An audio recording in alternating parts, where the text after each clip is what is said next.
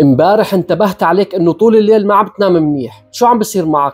امورك بخير؟ امبارح كانت ليلة صعبة الله وكيلك، كان الوجع تبعي واصل للصين، هيك تخدير باصابع الرجلين وحواجبي حاسس وزنهم طن. طيب ابي، ما انا بعرفك انك بتاخذ دواء لهالموضوع، شو بطلته ولا خلص الدواء؟ صح، كنت اخذ دواء من زمان بس لما تحسنت رميته بالزبالة ونسيت اسمه، هلا اذا بدي اشتري مثله ما بعرف اسمه نسيته، والحل يعني بدنا نضل هيك؟ لا نوم ولا يحزنون ووجع كمان. انا متذكر اخر اسمه للدواء كان مون هيك شيء، تروموزون، نوموزون، لا شو هالاسماء؟ شو عم تخترع من راسك؟ انا عم حاول ساعدك، عم شوف اسماء طبيه اخرها فون هيك شيء. ايه بس بلا خفة دمك، خلينا بابوك. طيب ليكون اسم الدواء تبعك نفتالون. انت الثانيه شو نفتالون؟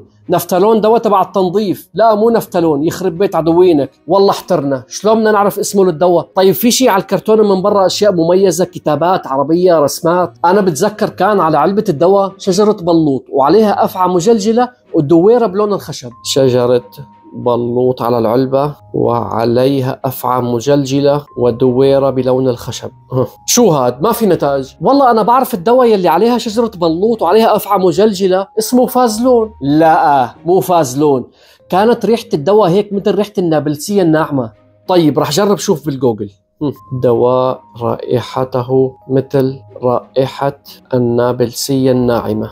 ما في نتائج. طيب ما بتتذكر لك شي علامة مميزة مشان نعرفه للدواء؟ كل يلي بتذكره آخر اسم الدواء فون هيك شي، وعلى الكرتونة من برا عليها شجرة بلوط، عليها أفعى مجلجلة ودويرة بلون الخشب. قال شجرة بلوط عليها أفعى مجلجلة ودويرة خشب، راح جيب لك حبتين بنادول بترجع مثل الحصان، بلا شجرة بلوط بلا خرا.